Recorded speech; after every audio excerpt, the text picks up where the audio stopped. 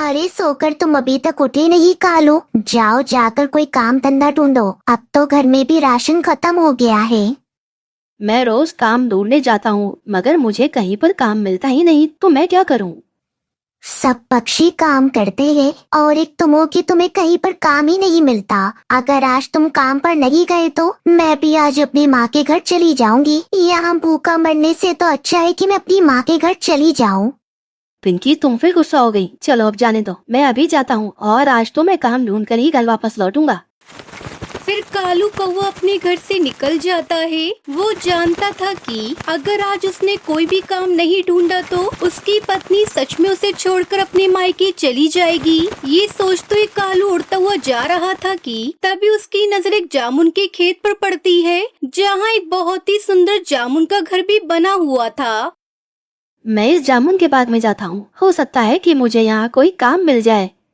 ये सोचकर कालू जामुन के बगीचे में जाता है। वहाँ टुनटुनी चिड़िया बैठी हुई थी, जो कि उस खेत की मालकिन थी।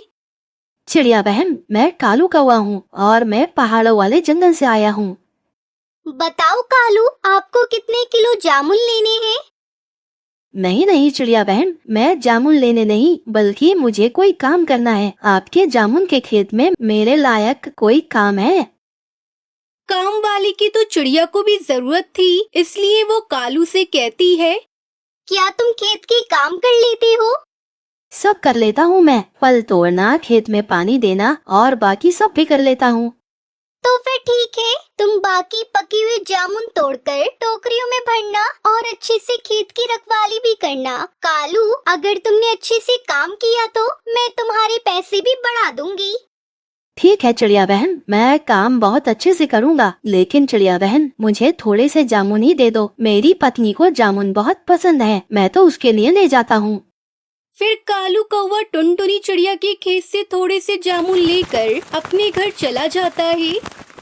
पिंकी, जरा मुझसे पूछो तो आज मेरे पास तुम्हारे लिए क्या है। यह देखो, जामुन खाओ। और तुम्हें पता है मुझे काम भी मिल गया है। मैं कल से जामुन के खेतों की रखवाली करने जाया करूँगा, वो भी टुनटुनी चिड़िया के खेत में। और तुम्हें पता है उसके पास तो एक बड़ा जामुन का घर भी है। कालू जी, ये जामुन तो बहुत मीठे लगते हैं। अब तो मैं रोजाना मीठे मीठे जामुन खाया करूंगी। काश कालू जी, हमारे पास भी जामुनों का घर होता तो कितना मजा आता।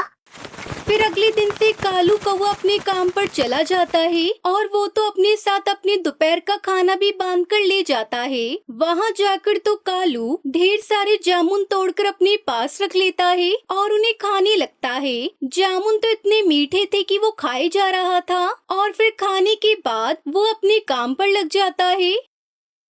सुनो कालू, अब तुम टोकरी लेकर ये सारे पके पके जामुन उसमें भर लेना। मैं शाम को आऊंगी। अब मैं चलती हूँ, अपने जामुन के घर में थोड़ा आराम कर लेती हूँ। ठीक है चिड़िया बहन, आप जाएं और आप चिंता न करें, मैं सारा काम अच्छे से कर लूँगा। फिर टुनटुनी चिड़िया वहाँ से अपने जामुन के घर में चली जाती है और आराम करने लगती है। वहीं कालू को जिंदगी में पहली बार कोई ढंग का काम मिला था। पहले तो पेट भरकर जामुन खा लेता हूँ, फिर देखता हूँ आगे क्या काम करना है। फिर कालू कौवा पके पके जामुन टोकरी में भरकर बैठकर टुनटुनी चिड़िया के इंतजार करता है। तभी हरिया तोता वहाँ से गुजरता है कि वो जामुनों को देखकर वहाँ आ जाता है। साहब जी, क्या ये जामुन का खेत आपका है? क्या तुम अंधे हो? अगर मैं यहाँ बैठा हूँ तो ये खेत भी तो मेरा ही हुआ ना। माफ करना साहब जी, मुझे 1 किलो जामुन लेने हैं, क्या मिल सकते हैं? फिर कुछ देर सोचने के बाद कालू कौवा हरिया तोता से कहता है, हाँ हाँ क्यों नहीं, मिल सकते हैं, लाओ 200 रुपए। फिर कालू कौवा तोते को जामुन दे देता है। सुनो, अगर तुम्हें फिर जामुन की जरूरत हो तो कल इसी समय आ जाना। तुम्हारे खेत के जामुन बहुत मीठे हैं और मेरी पत्नी को भी जामुन बहुत पसंद है, इसलिए कल मैं फिर से जामुन लेने जरूर आऊँगा। फिर हरिया तोता जामुन लेकर वहाँ से चला जाता है। थोड़ी देर बाद टुनटुनी चिड़िया भी वहाँ आ जाती है। कालू, काम हो गया क्या? हाँ हाँ चिड़िया बहन, मैंने काम तो कब का कर दिया है, क्या मैं जाऊँ? हाँ हाँ तुम जाओ, लेकिन इसमें क्या है? नहीं नहीं चिड़िया बहन, इसमें कुछ भी तो नहीं है, आप खोल कर देख लो, इसमें तो मेरे खाने के खाली बर्तन हैं। फिर कालू कौवा वहाँ से चला जाता है। कालू जी, क्या मेरे लिए जामुन लाए हो या नहीं? बहुत कंजूस है वो चिड़िया। आते समय मुझसे पूछ रही थी कि इन बर्तनों में क्या है। ये लो, तुम ये मीठे मीठे जामुन खाओ और देखो ये 200 रुपए। फिर कालू कौवा अपनी पत्नी पिंकी को सारी बात बताता है। अभी तो मैं नया नया हूँ, तुम लोग आगे आगे देखो, एक दिन तो मैं उस चिड़िया को ही बेच दूंगा। फिर वो दोनों पति पत्नी जोर जोर से हंसने लग जाते हैं और दूसरे दिन कालू की पत्नी कालू से कहती है, कालू जी, क्या आज मैं भी चलूं आपके साथ काम पर? नहीं पिंकी, तुम रहने दो, ऐसे तो वो चिड़िया हम पर शक करेगी। कालू, तुम पागल ही हो। मैं तो तुम्हारे साथ काम करवाऊंगी और ऐसे तो वो चिड़िया खुश होगी कि एक लोग की तनख्वाह में ही तो काम करने वाले मिल गए। फिर पिंकी चिड़िया भी कालू के साथ जाती है। इतने सारे पके पके जामुन देखकर और टुनटुनी चिड़िया का जामुन का घर देखकर पिंकी तो पागल हुए जा रही थी। अरे कालू, ये तुम्हारे साथ कौन है? चिड़िया बहन, यह मेरी पत्नी पिंकी है और यह मेरे साथ मेरे काम में मेरी मदद करवाने के लिए आई है। चिड़िया बहन, आप चिंता ना करना, हम एक ही तनख्वाह में 2 लोग काम करेंगे। ये सुनकर तो टुनटुनी चिड़िया भी खुश हो जाती है। तो फिर ठीक है, अब मैं मंडी जा रही हूँ और आप दोनों इन जामुनों को तोड़कर इन टोकरियों में भर लेना। ये कहकर टुनटुनी चिड़िया वहाँ से चली जाती है। पिंकी, पहले हम डालेंगे ये जामुन अपने पेट में और फिर डालेंगे इन टोकरियों में। ये कहकर पिंकी और कालू वो जामुन खाने लगते हैं। तभी किसी काम से टुनटुनी चिड़िया अपने खेत में वापस आती है और वो उन दोनों को अपने जामुन खाते हुए देख लेती है और उनकी सारी बातें भी सुन लेती है। टुनटुनी चिड़िया को वहाँ देखकर उन दोनों के तो रंग ही उड़ जाते हैं। मैंने सुना तो था कि कौवे चोर और काफी ज्यादा शैतान होते हैं, लेकिन आज तो मैंने अपनी आंखों से देख भी लिया। चिड़िया बहन, मुझे माफ कर दो, मैं तो आज ही आई थी, मुझे जाने दो और आप इस कालू को पकड़ लो। मैं अब बताती हूँ तुम दोनों को कि चोरी करना कितनी बुरी बात होती है। ये कहकर टुनटुनी चिड़िया उन दोनों को पेड़ से बांध देती है। चिड़िया बहन, प्लीज हमें माफ कर दो, हम आज के बाद यहाँ कभी नहीं आएंगे। प्लीज चिड़िया बहन, हमें जाने दो। नहीं, मैं तुम दोनों को नहीं छोड़ूंगी। तुम दोनों रोजाना मेरे जामुन चुरा चुरा कर खाते थे और उन्हें बेचते भी थे। अब मैं तुम दोनों को नहीं छोड़ूंगी। ये कहकर टुनटुनी चिड़िया उन दोनों को बहुत मारती है और उन्हें मार मार कर उस जंगल से बाहर निकाल देती है। फिर टुनटुनी चिड़िया अपने जामुन के घर में और जामुन की खेती करके खुशी खुशी रहने लगती है। सुंदरवन के जंगल में बारिश का मौसम आने वाला था। सभी पक्षी चिंता में थे क्योंकि किसी भी पक्षी ने अपना घर नहीं बनाया था। पक्षी रोज सुबह उठकर लकड़ियाँ ढूंढने चले जाते थे, लेकिन उन्हें लकड़ियाँ नहीं मिल रही थी। अरे बाप रे, दिन चढ़ाया और मैं सोती रही। मुझे अपना नया घर बनाने के लिए लकड़ियाँ ढूंढने जल्दी जाना होगा। कालू जी, आ रहे हो कालू जी? उठो जल्दी, लकड़ियाँ लाने नहीं जाना, बारिश का समय बहुत करीब है। सारे पक्षी चले गए लकड़ियाँ लेने और तुम यहाँ सो रहे हो। अगर लकड़ियाँ नहीं मिली तो बारिश में भीगना पड़ेगा, इसलिए जल्दी उठो। वहीं दूसरी तरफ टुनटुनी चिड़िया ने भी अभी तक अपना घर नहीं बनाया था। वो भी इस बारिश के आने वाले मौसम से बहुत परेशान थी क्योंकि उसके 2 छोटे बच्चे भी उसके साथ थे। उसके पति की मौत 2 महीने पहले हो चुकी थी, जब से घर की सारी जिम्मेदारी टुनटुनी चिड़िया पर ही आ गई थी। बारिश का मौसम आने वाला है और मेरे बच्चे अभी बहुत छोटे हैं।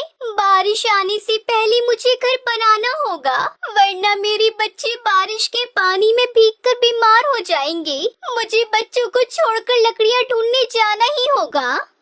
फिर टुनटुनी चिड़िया अपने बच्चों को घोंसले में छोड़कर लकड़ियों की खोज पे निकल गई। टुनटुनी चिड़िया भी थोड़ी दूर ही गई थी कि उसे कुछ लकड़ियाँ दिखाई पड़ी, जिसे देखकर वो बहुत खुश हो गई। अरे वाह, मेरी किस्मत तो बहुत अच्छी है। अभी तो मुझे घर से निकले बस थोड़ा ही समय हुआ है और लकड़ियाँ भी मुझे मिल गई। चलो मैं लकड़ियों को लेकर चलती हूँ और अपना घर बना लेती हूँ। हे ऊपर वाले, तेरा लाख लाख शुक्र जो तूने मेरी इतनी मदद की। वहीं कालू और सुंदरी कौवी भी लकड़ियाँ ढूंढ रहे थे, पर उन्हें लकड़ियाँ अभी तक नहीं मिली थी। वो दोनों थक हार कर एक पेड़ पर बैठ जाते हैं। तभी कालू अपनी पत्नी सुंदरी कौवी से कहता है, सुंदरी, अब हम क्या करें? इतनी मेहनत करने के बाद भी हमें लकड़ियाँ नहीं मिली। इतनी मेहनत तो मैंने जिंदगी में कभी नहीं की। अगर बारिश का मौसम नहीं आता तो मैं इतनी मेहनत कभी ना करता। मैं तो बहुत ज्यादा थक गया हूँ। अब समझ नहीं आ रहा हम करें तो क्या करें। हाँ हाँ कालू, सोते रहो दिन भर आलसी कहीं के। जरा सा क्या काम कह दिया तुम तो अपना रोना लेकर बैठ गए। अरे ये क्या कालू, देखो मैं क्या देख रही हूँ। कालू वो देखो, टुनटुनी चिड़िया को लकड़ियाँ मिल गई। वो लेकर जाने ही वाली है। बस एक हम है जो लकड़ियों के लिए मारे मारे फिर रहे हैं और हमें लकड़ियाँ नहीं मिल रही। लगता है मुझे कुछ करना होगा। कालू देर मत करो, चलो हम चिड़िया के पास चलते हैं और उससे लकड़ियाँ छीन लेते हैं। हाँ हाँ सुंदरी, तुम सही कह रही हो, ये ठीक रहेगा। अगर ज्यादा चू चपड़ करेगी चिड़िया तो उसे हम चोंच मार देंगे। ऐसी सलाह मशवरा करके कालू, सुंदरी, कौवी टुनटुनी चिड़िया के पास आते हैं। अरे टुनटुनी चिड़िया, तुम ये क्या कर रही हो? ये लकड़ियाँ हमने यहाँ ढूंढ ढूंढ कर रखी हैं और तुम इन्हें ले जा रही हो। सभी को तो ज्ञान देती फिरती हो। चोरी करना पाप है और खुद लकड़ियाँ चुरा रही हो। तुम्हें शर्म नहीं आती ये सब करते हुए? अरे कालू, सुंदरी, आप ये क्या बोल रहे हैं? ये लकड़ियाँ तो कब से यहाँ पड़ी हैं। आप दोनों झूठ बोल रहे हो। मैं ये लकड़ियाँ आपको नहीं दूंगी। मैंने इन लकड़ियों को सबसे पहले देखा था, इसलिए लकड़ियों पर मेरा हक है। ए चिड़िया, ज्यादा चू चपड़ की तो तुझे जान से मार डालेंगे। और जरा सोच, तेरे नन्हे नन्हे बच्चे घोंसले में अकेले हैं। उनका क्या होगा तेरे मरने के बाद? तेरे बच्चों को भी चोंच मार मार कर मार डालेंगे। भलाई इसी में है। ये लकड़ियाँ तू हमें दे दे और अपने बच्चों के बारे में सोच। चल भाग यहाँ से, हमारे पास ज्यादा समय नहीं है। हमें बारिश आने से पहले अपना घर भी बनाना है। ऐसा सुनते ही टुनटुनी चिड़िया डर जाती है और लकड़ी उनके हवाले कर देती है। फिर उदास होकर वो अपने घर चली जाती है। कुछ दिन ऐसे ही बीत गए। सभी पक्षियों ने अपना अपना मजबूत घर बना लिया। केवल टुनटुनी चिड़िया का घर अभी तक नहीं बना था। अचानक से जंगल में एक दिन तेज बारिश शुरू हो जाती है। हे ऊपर वाले, अब मैं क्या करूं इस भयंकर बारिश में? मैं अपने बच्चों को लेकर कहाँ जाऊं? इतनी मुश्किल से मुझे लकड़ियाँ मिली थी, लेकिन कालू, सुंदरी ने डरा धमकाकर वो सब लकड़ियाँ ले ली। ये घोंसला कभी भी गिर सकता है। मुझे समझ नहीं आ रहा मैं क्या करूं। टुनटुनी चिड़िया ऐसे ही परेशान हो रही थी। तभी उसका घोंसला टूटकर गिर जाता है और उसके दोनों बच्चे उस घर में दबकर मर जाते हैं। बेचारी टुनटुनी चिड़िया पर तो दुखों का पहाड़ टूट पड़ा था। हे भगवान, ये सब क्या हो गया? मेरे बच्चों को कोई बचाओ, मेरी मदद करो। टुनटुनी चिड़िया बारिश में भीगकर ऐसे रो रही थी। तभी वहाँ से गुजर रही एक परी टुनटुनी को ऐसी हालत में देखकर उसके पास आती है। क्या बात है चिड़िया, तुम इतनी परेशान क्यों हो? और तुम इतनी बारिश में अपने घर से बाहर क्या कर रही हो? परी जी, इस तूफानी बारिश में मेरा घोंसला टूटकर गिर गया, जिसमें मेरे बच्चे दबकर मर गए। अब मैं अपने बच्चों के बिना क्या करूँगी? वो ही तो मेरे जीने का सहारा थे। अच्छा टुनटुनी चिड़िया, तुम परेशान मत हो, मैं हूँ ना। मैं अपने जादू से अभी सब कुछ ठीक कर देती हूँ। फिर परी अपने जादू से उस घर के नीचे दबे हुए बच्चों को बाहर निकालती है और उन्हें जिंदा कर देती है, जिसे देखकर टुनटुनी चिड़िया बहुत खुश होती है। परी, आपका बहुत बहुत शुक्रिया जो आपने मुझ पर इतना बड़ा एहसान किया। मैं जिंदगी भर आपकी आभारी रहूंगी। आपने मेरी जिंदगी मुझे लौटा दी। टुनटुनी, मैं तुम्हें एक और चीज देना चाहती हूँ, अपने जादू से बना हुआ जादुई जामुन का घर, जो तुम्हें इस तूफानी बारिश से बचाएगा। वहाँ तुम अपने बच्चों के साथ बिना किसी परेशानी के रह सकती हो। ये कहकर परी अपने जादू से वहाँ एक बहुत ही सुंदर जामुन का घर बना देती है, जिसे देख टुनटुनी उसके बच्चे बहुत खुश होते हैं। वो परी का शुक्रिया अदा करते हैं और उस जामुन के घर में रहने के लिए चले जाते हैं और परी वहाँ से गायब हो जाती है। फिर टुनटुनी चिड़िया खुशी खुशी अपने बच्चों के साथ जामुन के घर में रहने लगती है।